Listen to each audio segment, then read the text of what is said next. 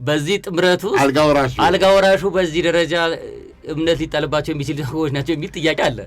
ይሄን እዚህ ጥምረት ውስጥ ይሄ ጥያቄ እንደ ሰው ለኔ የቀረበልኝ ከሆነ ደስታውን አልችለውም።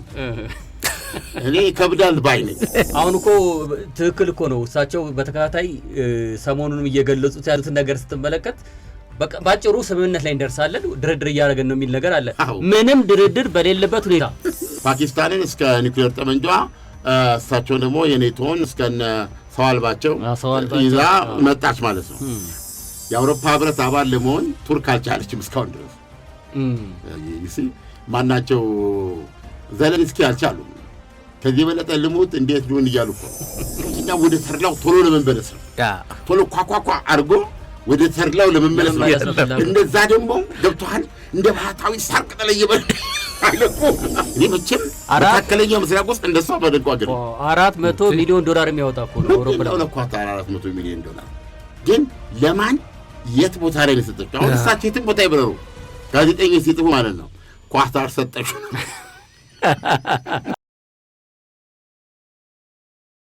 ስለ ሀያላኖቹ ሱኒዎች ሰልስቱ ጥምረት ነው እያወራን የነበረው። በአንድ በኩል ፊቱን ወደ የኢራን ሺዓዊ ተራዳ ላይ ያተኮረ ነው የሚል ነው። በሌላ በኩል ደግሞ ይህ የሶስቶቹ ጥምረት ግብፅን ካልጨመረ የተሟላ አይሆንም የሚለው የቱርክ ግፊት ሀያል ነው። ሳውዲ አረቢያ በዛ መጠን እየገፋች ነው ማለት ግን አይደለም። ይሄ በዚህ እንዳለ በእስራኤሎች በኩልም እንደዚህ ይፋ የሆነ ከጠቅላይ ሚኒስትር ቤንያሚን ኔታንያሁ የሰማነው አስተያየት የለም። ነገር ግን ይህንንስ ጉዳይ እስራኤል እንዴት ታየዋለች፣ ምን አይነት ጨዋታ ልትጫወት ትችላለች የሚል ነው። አንዳንዶቹ እንደሚሉት ንድፉ ኦልሬዲ ያለ ይላሉ።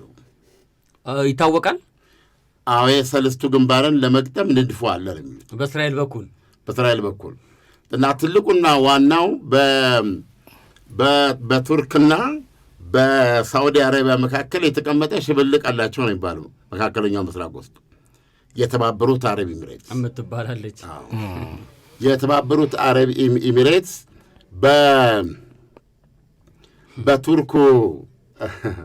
በቱርኩ ኤርዶጋንና ሙስሊም ብራዘርሁድ ወደድ ፖሊሲ ላይ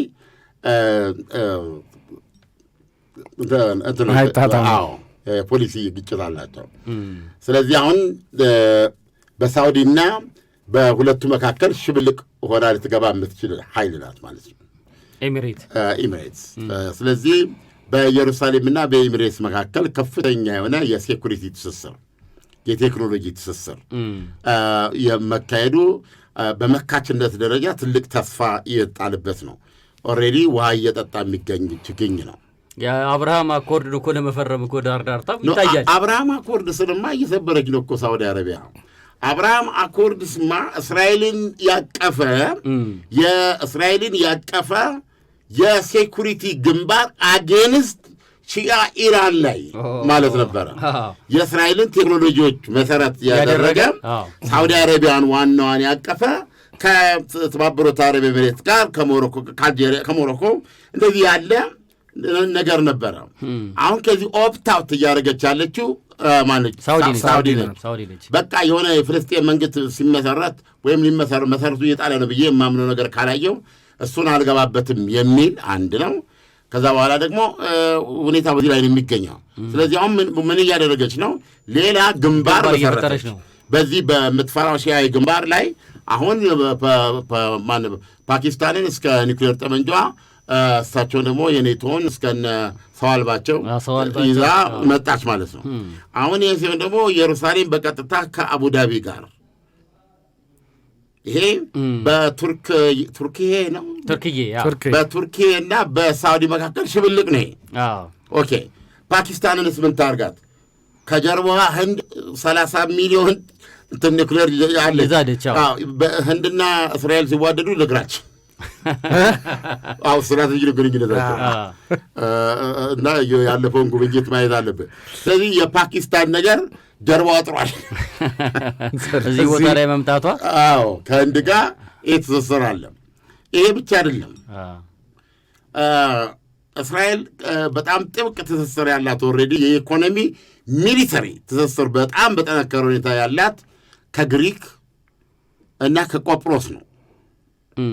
ግሪክና ግሪክ ያው የኔቶ አባል ናት። ቆጵሮስም ናት አባል ነች። እንደ ቆጵሮስ አውሮፓ ናት። ተጠራጥራታለሁኝ። ቆጵሮስ አይደለች፣ ግሪክ ነች። ቆጵሮስ አሁን ቆጵሮስ ራሷን የቻለች አገር ናት። አውሮፓ ናት። አውሮፓ ናት። ግሪክ ስር ነች እኮ። አዎ። እና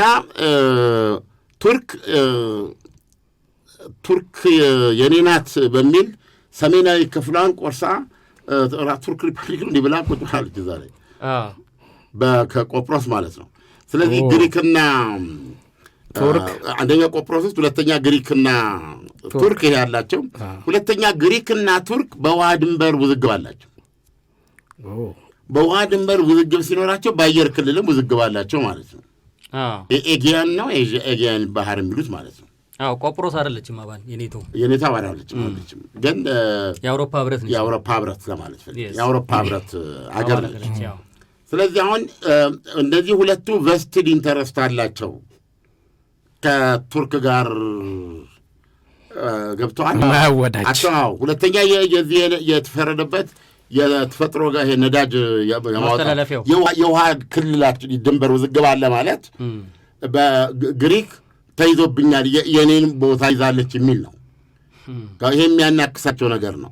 አሁን ለግሪክ ጥሩ ጦር መሳሪያ ሻጭ ከሆኑ ሀገሮች አንዷ እስራኤል ናት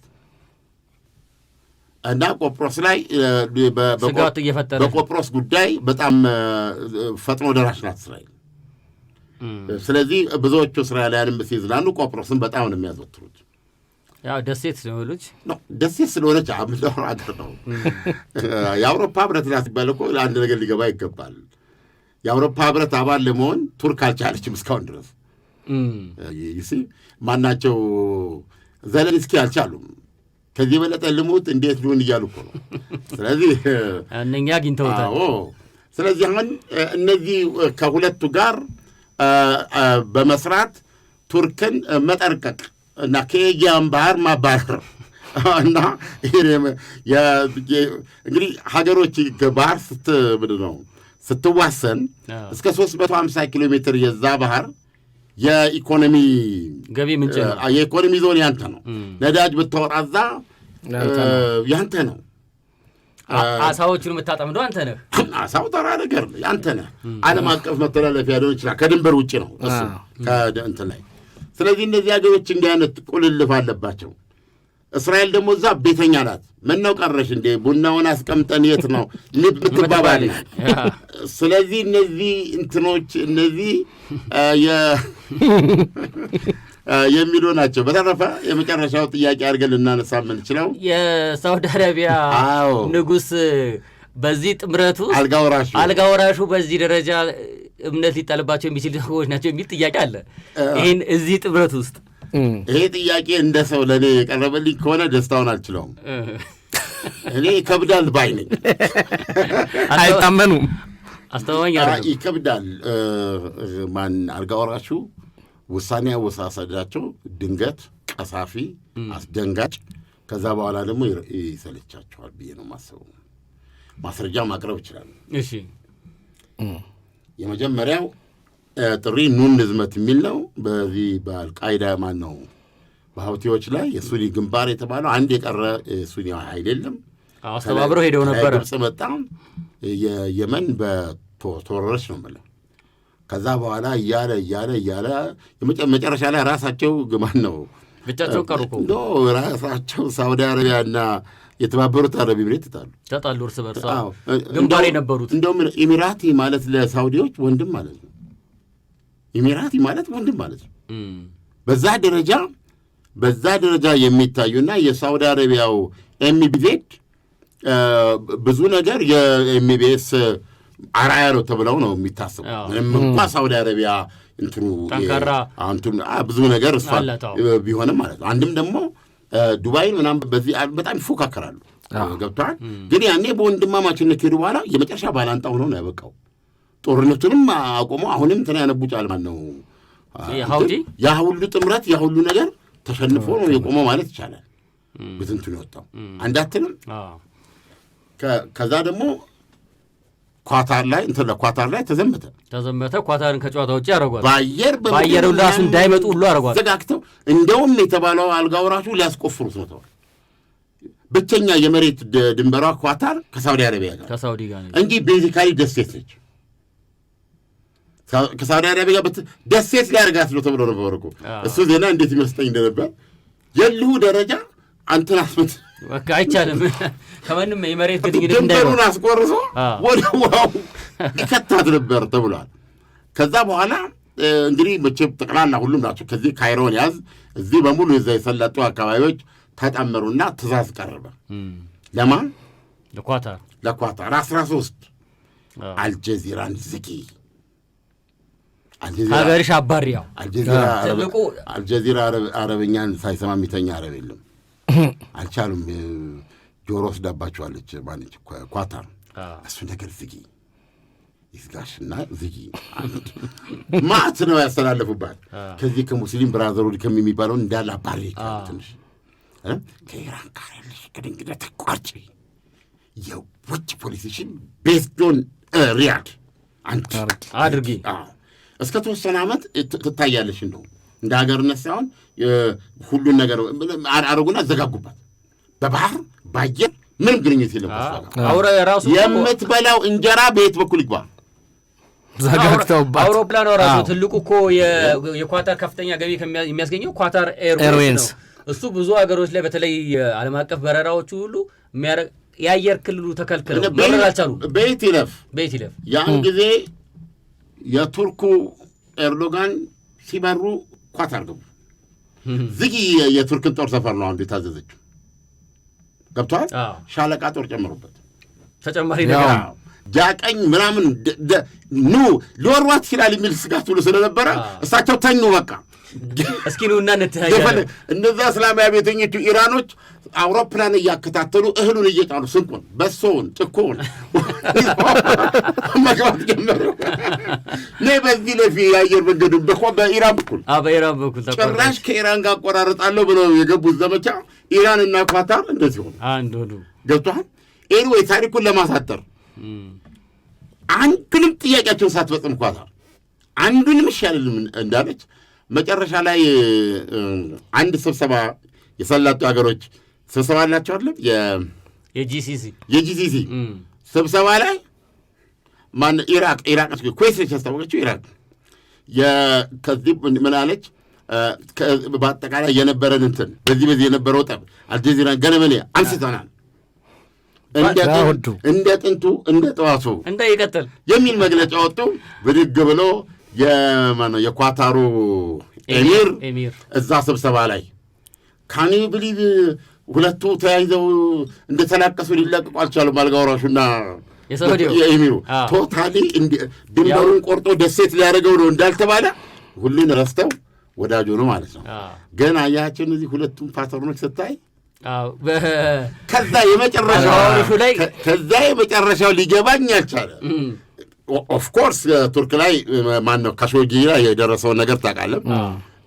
እንደገና ደግሞ በጣም አስገራሚው አንድ ጠዋት ላይ እንደ ማታ አልጋ ወራሹ የጸረ ሙስና ኮሚሽነር ተደርገው ንጉሱ አባቱ ሾሙት። ሌሊቱ የኮሩ የተንቀባረሩ በደርዘኖች የሚቆጠሩ ሚሊዮነሮችና ቢሊዮነሮች ታፍሰው እስር ቤት በቢጃማ ሪዝ ካርሊዝ የሚባል የህልምልም ሆቴል የነበረው ወደ ካርቸሌ የቀየረው ራሱ ሆቴሉ አስሯቸው። በኋላ ላይ የተሰማው ነገር ምንድን ነው? በየፊታቸው ወረቀት ቁጭ አድርጌችን አምጣ ይሄን ገንዘብ ያስፈልገኛል የዚህ ብድር ፕሮጀክት 30 ሚሊዮን በ2030 አንድ ያው ከተማ ያበር አሁን እኮ እሱ በዚህ በጦርነት የተነሳ ወደ 40 መሄድ አለበት። ያሁን አይቻልም። ኦልሬዲ እኮ የዓለም ዋንጫ ሁሉ ለማዘጋጀት እኮ እየተዘጋጁ እኮ ነው እነሱ አይደል? ይሄን ሁሉ ገንዘብ እየፈሰሰ ኳሱን አካሄዱም ለማለት አልችልም። ያቺ ግን ህልምልም የሆነ ከተማ ግን አይደርስም። ቴክ ኢት ፍሮም አይደርስም። ሶ ኤኒዌይ በዛ እርምጃ አሁን ድረስ እነዛ ቢሊዮነሮች ከነሱ ከ100 ቢሊዮን በላይ ነው የሰበሰበው $100 ቢሊዮን አንተ ከንጉሥ እንትና ጋር በዛ ጊዜ እንዲያርጋል እንዲህ አርጋሙስና ይመስላል ቁጭ አርግ ይሄን ያለበት ቁጭ አርግ እና ያንናቸውን ይሄ ምንድነው የሚባለው ፖሊስ ጣቢያ ሄደ ከዛ በዋስትና የምትወጣበት ዋስ የምታስይዘው ገንዘብ አለ የዋስትና ገንዘብ እያስያዙ እዛው ነው ያሉት። እኔ እስከማውቀው ድረስ አውሮፕላን አይሳፈሩም። ወደ ዘመድም እኮ ብዙ ሰው ያገኛቸውም ከቤተሰብ በቀር እነዛ ዓለም የማይበቃቸው ንስሮች ነው የምነግርህ። አሁን የርግብ ቤት ታውቃለህ? ቁጭ መብረር አይችሉም። በቃ ሁሉም የተለየ መረጃ ያለው ሰው ካለ ይንገረኝ። የሉም፣ ሁሉም አልወጡም። እንዳልወጡ ነው ያለው መረጃ። እንግዲህ እንዲህ ናቸው አልጋ ወራሹ እና ይጻላሉ የሚለውን ጥያቄ እዚህ ላይ የራሱ ትንሽ ተንፈር አላቸው ለማለት ነው። ጊዜ ያስፈልጋቸዋል ይህንን ለማድረግ ማለት ነው።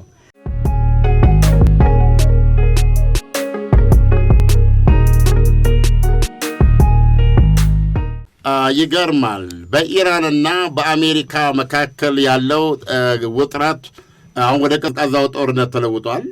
ባሩድ እየሸተን አይደለም። ነገር ግን አሁን ቪዲዮ ላይ እንደማየው ኢራኖች ስለ ዶናልድ ትራምፕ ለመግለጽ የሄዱበት መንገድ በጣም እየራቀና እየሰፋ ነው የመጣው። ታዋቂውን የራሽያ እኔ በእውነት እሱ እንደ ራሴ ከመላው ትክክለኛ ነቢይ ብለው መርጣለሁ። ፊዮዶር ዶስቶቭስኪን ጠቅሰዋል። የኢራን ውጭ ጉዳይ ሚኒስቴር ቃል አቀባይ ኢስማኤል ባጋኤም has invoked Fyodor Dostoevsky's Brother Karamazov ላይ ያለው በጣም የሚታወቅበት ትልቁ መጽሐፉ ነው እና እሱን መጥቀስ አስፈልጓቸዋል። ስለማን ነው የሚናገሩት? ስለ ትራምፕ ነው። ዶናልድ ትራምፕን ለመግለጽ ነው እና ምን ብለው ጠቅሰዋል? የአሜሪካ ፖሊሲ በውሸት ላይ የተመሰረተ ነው የሚለው መሰረተ ሀሳባቸው እና ዶስቶቭስኪ ዘረምናል the man who lies to himself and listens to his own lies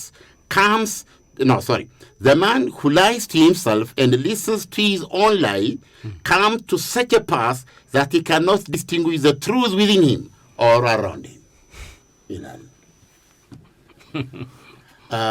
ደረቅ ትርጉም ግለሰቡ በሚናገረው ነገር እንግዲህ ይሄ ለዶናልድ ትራምፕ ነው። ምንድን ነው የሚለው?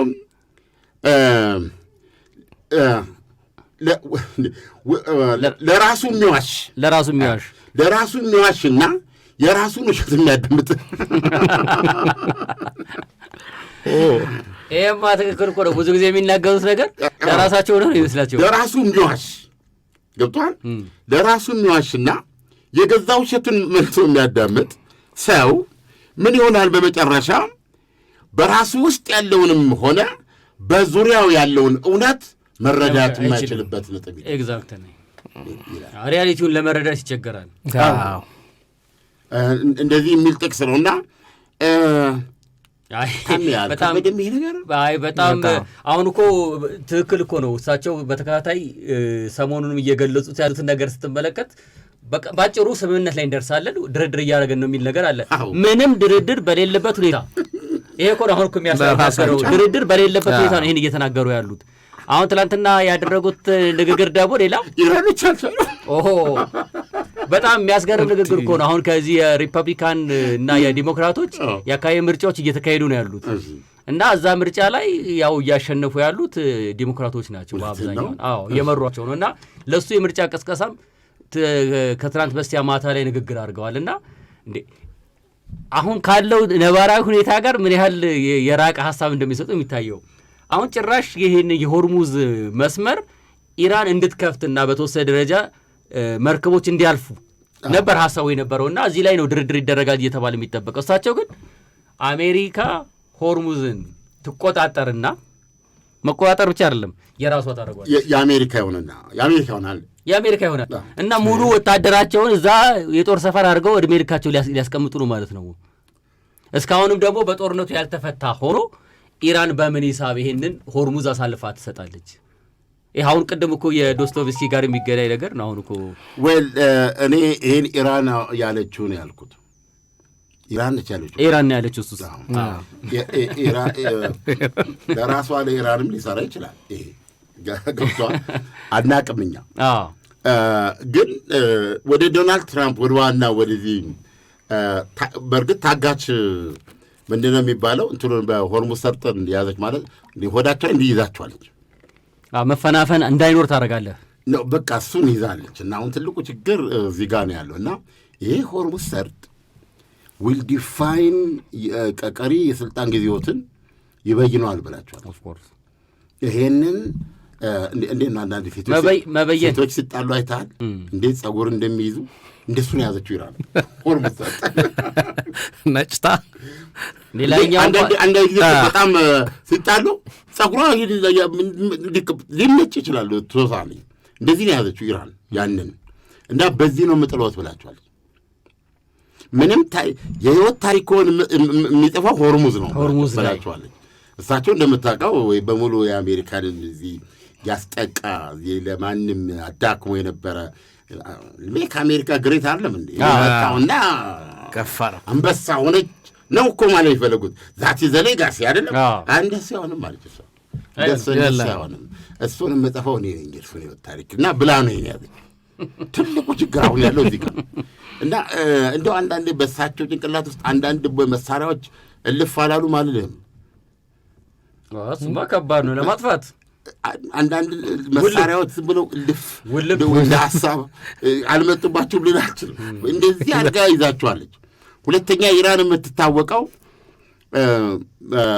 በመዘረራ እኮ አይደለም የምትታወቀው ስትታገልማ ምት ትችላለች ምት ይችላሉ። አሁንም እኮ ጠቅላላ የሰላጤ የሆነ አካባቢ ስጋት ላይ የጣሉት የመጀመሪያው ቀን እንደነገርኩ እኮ ያው ያኔ ሱሪዎች ሄዱ ጊዜ ማለት ነው የጣሉት ቦምብ እኮ እዚሁ የሚያሰኝ ነው ሀውቲ ላይ እኮ ጥለው ሲያበቁ ሀውቲዎች አሉ እና ያንን ያርጋል። እንግዲህ ሰላሙን የምትፈልገው አንተ አይደለህ? ያ በሰላም እንደዚህ አድርገህ ጣሉና ጨሳ ምኑን አድርገህ የምትበላውን ምሳ መቼ ልትበላው ያለው ልክ ነው እኮ ሰው ሲጣላ አንዳንዴ በጣም እየመታኸው ከጥለህ ትሄዳለች ነው የሚዋጋው ወደ ምቾትና ወደ ተርላው ቶሎ ለመመለስ ነው። ቶሎ ኳኳኳ አድርጎ ወደ ተርላው ለመመለስ ነው። እንደዛ ደግሞ ገብቶሃል እንደ ባህታዊ ሳር ቅጠል እየበል አይለቁ የት እንዳሉ ሁሉ አታውቅም። ከዛ ብቅ ሲሉበት ያለ በፍጹም ይሄ መተው ድንጋይ ይዞ መጨረሻ የማያሳልፍ ሰው የለም።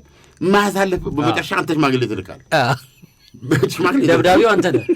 መጀመሪያማ አንተ ነህ ልቀቁኝ እዛ በጣጥሼ ብለህ ነው እኮ የጀመርከው። ብዙ ጊዜ እኮ እንዲህ ነው የሚጀመረው። አልገጠመም እንዲህ በልጅነት ብዙዎቻችን እኮ ጉድ ሆነናል። ቀጠን ያለ ሰው እኮ እንጠላለን ብለን ገብተን ወገባችን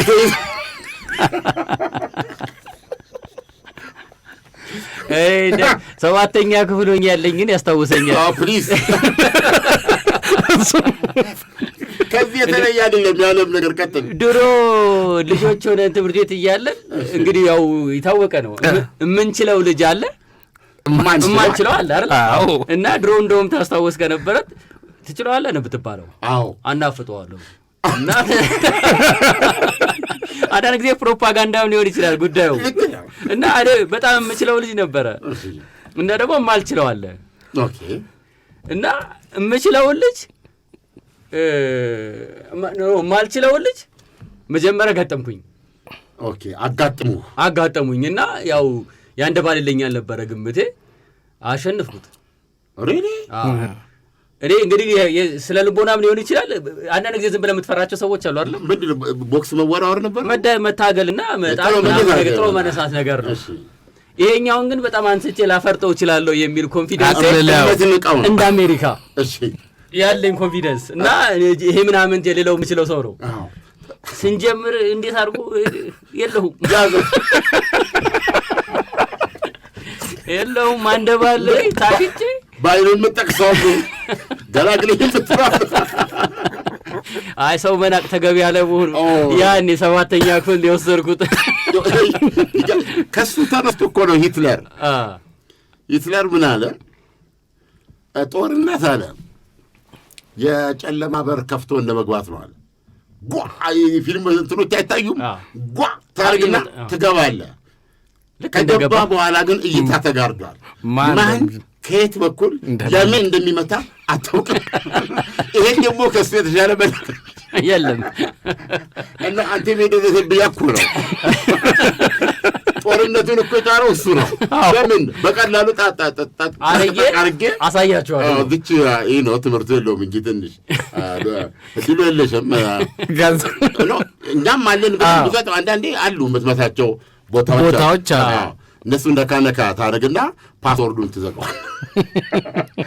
ገብቶሃል? ያኔ የበላይነትን ታረጋግጣለህ። ያኔ የበላይነትን ግን አንዳንድ ቀን ስትሄድ አንዳንድ ቀጭን የሆኑ ሰዎች ወገብህን ዘንዶ እንዲያጥብቁ ገብቶሃል? ማንም አያዝልልም። ደግሞ በግዙፍ ከሆነ ማንም ችግርን አያዳምጥልህም። ለመሳቅ ነው የሚዘጋው፣ ሳቆ ነው የሚመጣው። አንተ ግን ትንፋሽ ተይዟል።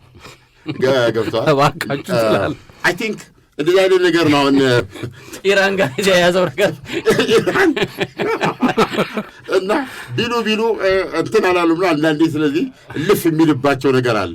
ምን አባሱ በዚህ ነገር ጋርጌ ግን ወደ እሳቸው ወደዚህ ያችን ያልጨረስናት ነገር አለች፣ እንመለስባታለን። እሷማ ወደ ሀገራቸው እንደተመለሱ ከኔቶ ምትሏል። ካሮሊን ለምን ወጣች? መውጫ እናረጋታለን አሁን አለችን። ስለዚህ እችኛዋን ሰዓታችንም እየሄደብን፣ ስለዚህ በካሮሊን እንጨርስ። ዋናው ነገር ምንድን ነው? የፕሬዚደንት ትራምፕ የኔቶ ጉባኤን ለመሳተፍ ቱርክዬ ነበሩ። እዛ ወደ ማንኛውም ተሰብሳቢ ተሳትፈው ሌሎች መመሪያዎች ሁሉ ሰጥተው ጨርሰው ወደ ሀገራቸው መመለስ ነበረባቸው። እና እስራኤል አንድ ጥቆማ ሰጥታ ነበረ። ጌታ የራስዎትን ሊጠብቁ ኢራኖች በዚህ ትከሻ ላይ በሚተኮስ ነገር አውሮፕላኑን እንትን ሊያረጉ ስለሚችሉ ታይቷል።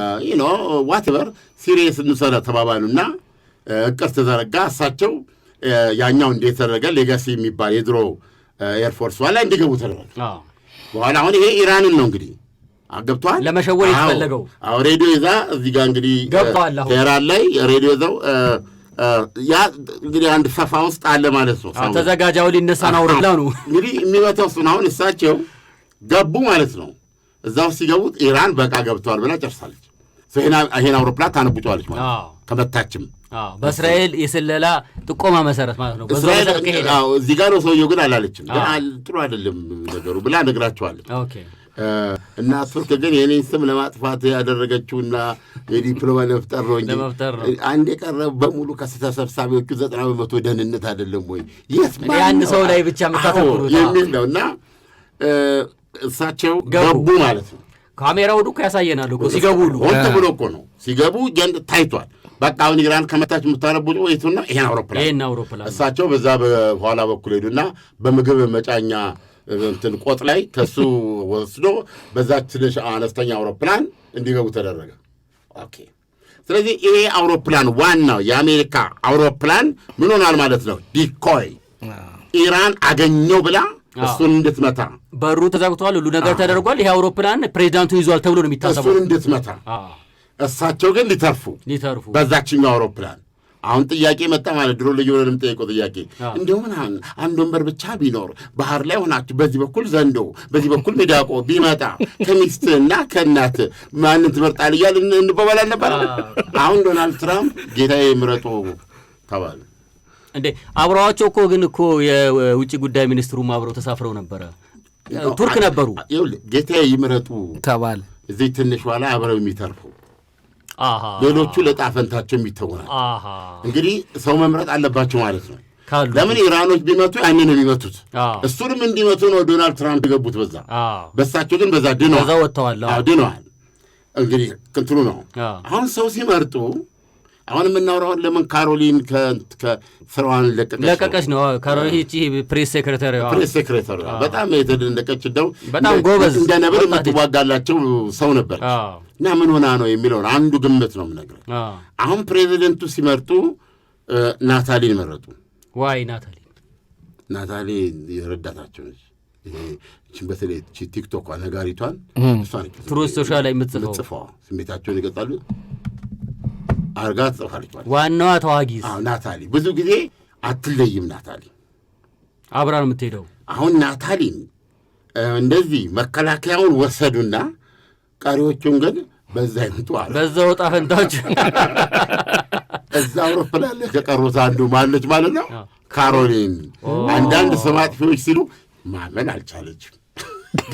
ኦፍ ኮርስ በቃኝ አለች። ዋሽንግተን እንደገባ እንደተመለሰች በቃኝ ያስብላል። ተለየች ነው የሚሉት። ሌላ ምንም ምክንያት ልጆቹም አድገዋል። ቤትም ወዲያውኑ ደግሞ ስራ የገባቸው ያኔ ወዲያው ወልዳ ተመለሰችው። ወራሳ አለፉ። በዚህ አይደለም እና ይሄ ትንሽ አንጀቷን ሳይበጥሰው አልቀረም ነው የተባለው።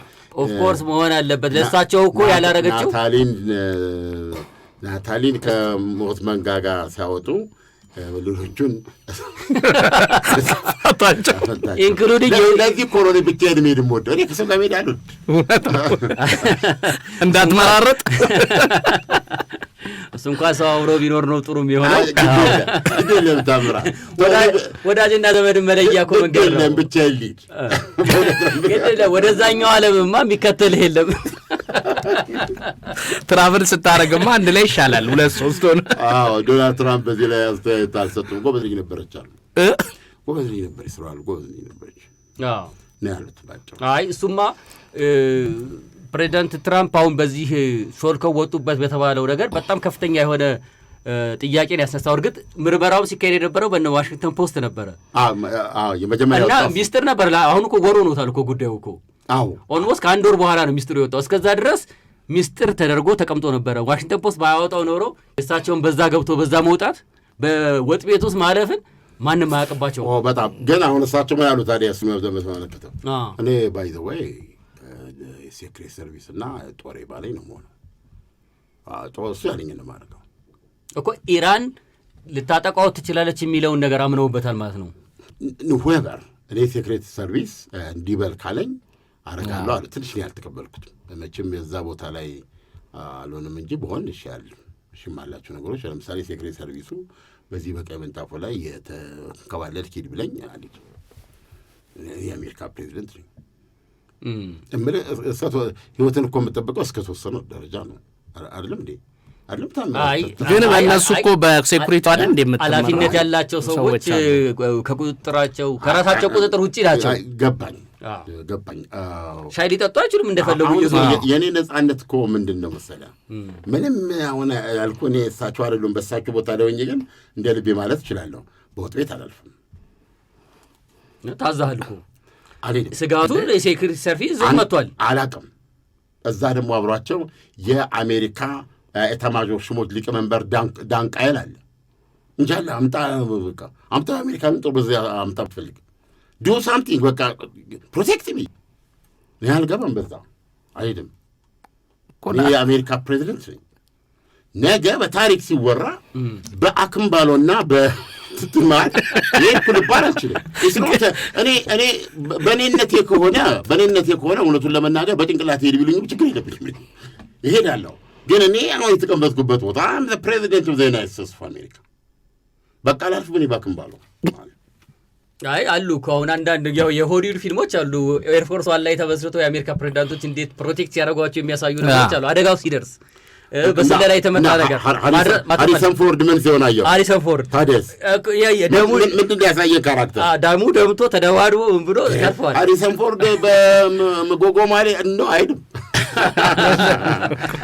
እንኳን በሰላም አተረፋቸው። ዋናው ነገር እሱ ነው። ግን ወደ ትራምፕ ወደ ቱርክ የሄዱት እኮ በአዲሱ አውሮፕላን መሰለኝ። ሲመለሱ እንዴት ነው የዶሮ ኤርፎርስ ዋን ውስጥ ሲገቡ ነው የታዩት። የመጀመሪያው የተሰራው ስራ እንግዲህ 2 አውሮፕላን አለ ኦልሬዲ ይዛ። ስለዚህ አሁን እንዲሄዱ የተመረጠው በዚህ በድሮ ላይ ነው። በድሮ ኤርፎርስ ዋን በድሮ ነው አይዶ ነው አዲሱ ላይ። ከዛ በኋላ ብዙ ችግር ተወርቷል። ምንድነው የተባለው? የሚሳኤል መከላከያ የለውም ነው እንደው ቸኩለው። አንዳንዴ አንድ ጓደኛ ስሙን አልጠራውም፣ መጀመሪያ በሱ ላይ ያየሁት ድሮ እኛ በልጅነቴ ልብስ ሲገዛ ማለት ነው በወረቀት ተጠቅልሎ እንዲሁ እንደ ጓጓ አውቶቡስ ተሳፍረ ያኔ መንገዱ አያልቅ ለብሰህ ለማየት እኮ ለብሰህ ለማየት ያችኑ ቡትቶን እንደለበስ ቤትህ መድረስ አለብህ።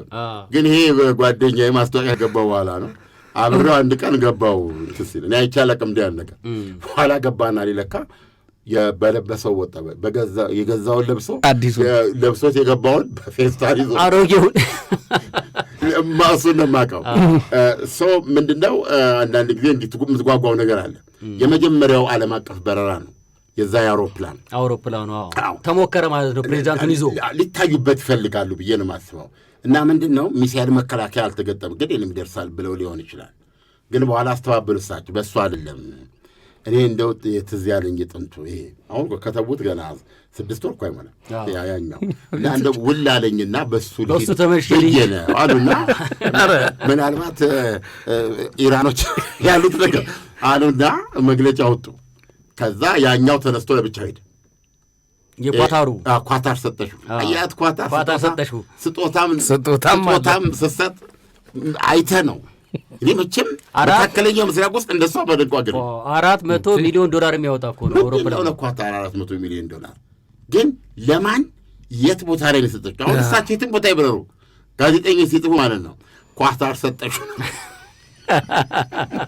ኤርፎርስ ዋን የአሜሪካ ኤርፎርስ ዋን ኳታር ሰጠች። ታሪኳን አብራ ከአሜሪካ ፕሬዚዳንቶች ጋር አብራ ታስደሰተች። ለታሪክ የተፈጠረች ያገኘች ኳታር እና አንዴ አንድ ቀን ታምራት አልጠየቀውም እንዳልሄድክም ወይ ዘፈኒስት ፓርቲ ይሄ ነው። እሱም በዚህ አስኬዱ። ከዛ እዚህ ትልቁ ሌጋሲ ነው ይባላል። እሱ ውስጥ ገቡ። ዓለም ሁሉ የሚያውቀው መግባታቸውን ነው። እና ሲወጡ ሰው መረጡ። አየህ ይሄ አደጋ ቢደርስ ዜናው ሲነገር የመጀመሪያው የሚሰራው ሄድላይኑ እሳቸው the president and Natalie was fortunately safe ይላሉ ማለት ነው። እዛ ላይ እነ ካሮሊና ግን ስማቸው ካሮሊና ያሉ ማለት ነው። እና ስለዚህ ካሮሊና አሜሪካ እንደደረሰች የመልቀቂያ ደብዳቤዋን አቀረበች። ያቀረበችው ግን ልጆቼን ማሳደግ ፈልጋለሁ የሚል ነው። ወደፊት እንግዲህ እናየዋለን። ጥሩ ልጆች እንደምታሳድግ ተስፋ እናደርጋለን። ነገር ግን በእሷ ሀገር ደግሞ የተተኩ አንድ ሰው እያሉ ምንም እሳቸውን ዲፌንድ የማድረግ አቅማቸው እንግዲህ ወደፊትም ነው የሚታየው። ከዚህ በኋላ በየቀኑ የሚመጣ ጥያቄ አለ እና ገና ከወዲሁ ነው እንጂ የእሷ ንግግሮችን አይተህ ከሆነ አፍ ነው የምታዝዘው። ጋዜጠኞችን በስም እየጠቀሰች ለእያንዳንዳቸው መልስ ሰጣ። አስፈላጊ ከሆነ ባለፈው እንደውም ታስታውስ ከነበረ ለወዲድ ስትወጣ የግል ስልኬንም ሰጥቻቸዋለሁ፣ አስፈላጊ ከሆነ ደውሉልኝ ትችላላችሁ ብላለች። እሳቸው መጨቅጨቅ አያስፈልግም ብላ ነበር። መጨረሻ ላይ ግን መከዳት ሰው ማመን አውሮፕላን ላይ ነው ይል ነበረ የድሮ ኮሜዲያን አክሊሉ አድማሱ የዚች ላይ ጥቁር ምልክት የነበረችው እና ሰው ማመን አውሮፕላን ላይ ነበር። ሳይገባኝ ሳልጠይቀው አረፈ። ሰው ማመን አውሮፕላን ላይ ነው። አሁን ግን ሳስበው ኢቨን አውሮፕላን ላይ ማመን አይቻልም። በአሜሪካ ፕሬዚዳንት ደረጃ ማለት ነው።